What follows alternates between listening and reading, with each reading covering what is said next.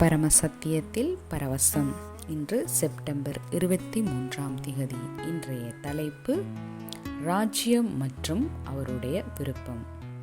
உம்முடைய ராஜ்யம் வருவதாக, உம்முடைய சித்தம் பரமண்டலத்திலே செய்யப்படுகிறது போல பூமியிலேயும் செய்யப்படுவதாகும். மத்தேயு 6:10. கர்த்தராகிய இயேசு ராஜ்யம் வருவதாக என்று கூறினார்.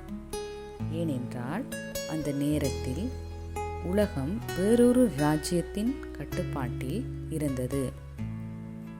இது அவரது மரணத்துக்கும் உயிர்த்தெழுதலுக்கும் பரலோகத்துக்கு எடுத்து கொள்ளப்படுதலுக்கும் முன்பு இருந்தது.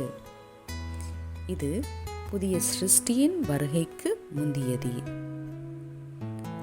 ஆனால் அவர் உயிர்த்தெழுந்து பெந்தெகோஸ்தே நாளில் பரிசுத்த ஆவியானவரின் வருகைக்கு பிறகு அவரால் தொடங்கப்பட்ட புதிய சிருஷ்டியாகிய நாம் ராஜ்யம் வருவதாக என்று இனி ஜெபிக்க மாட்டோம்.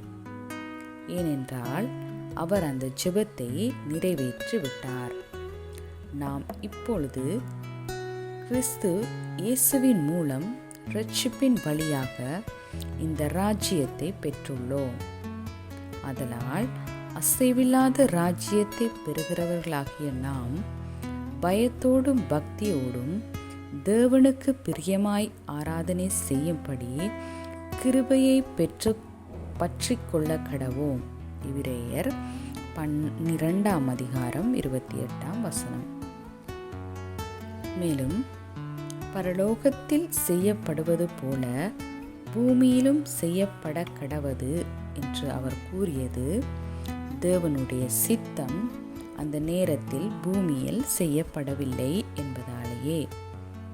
ஆனால் இன்று திருச்சபையினூடாக தேவனுடைய சித்தம் நிறைவேறுகிறது. உன்னதங்களில் உள்ள துரைத்தனங்களுக்கும் அதிகாரங்களுக்கும் அவருடைய அருந்த ஞானமானது சபைகளின் மூலமாய் இப்போதும் தெரிய வரும் பொருட்டாக எபேசியர் 3:10 என்று பவுல் நமக்கு சொல்லுவதில் ஆச்சரியமில்லை. இதன் அர்த்தம் தேவனுடைய விருப்பத்தை பூமியில் நிறைவேற்ற ஒரு பொறுப்பு வழங்கப்பட்டுள்ளது. அவருடைய சித்தத்தை உற்சாகமாக செய்து அதை நம் அன்றாட வாழ்விலும் செயல்களிலும் வெளிப்படுத்தி செயல்படுவோம். இயேசு தம் சீசர்கள் மீது ஊதி, என் தந்தை என்னை அனுப்பியது போல நானும் உங்களை அனுப்புகிறேன் என்று கூறிய போது அதே பொறுப்பை நமக்கு கொடுத்துள்ளார். அந்த பொறுப்பை செயல்படுத்தி பூமியிலும் அங்கு வாழும் மக்களின் வாழ்விலும் அவருடைய சித்தத்தை நிலைநாட்ட வேண்டியது உங்கள் பொறுப்பு.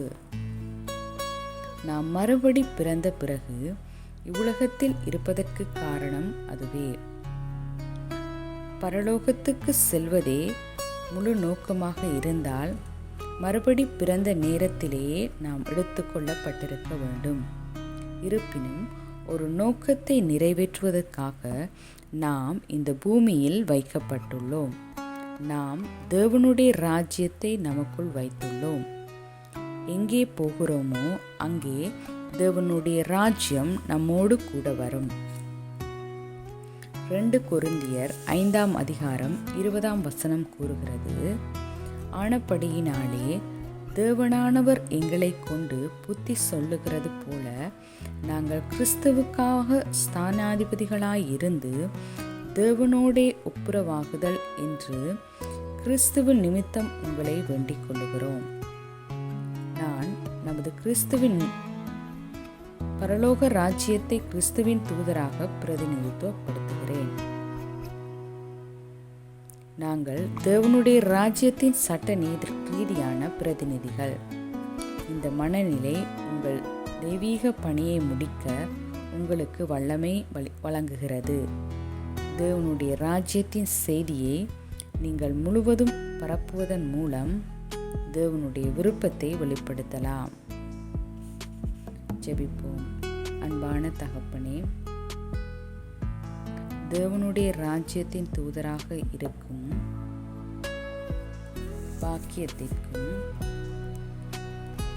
உம் சித்தம் பூமியில் நிறைவேற்றப்படுவதற்கும் நன்றி செலுத்துகிறேன்.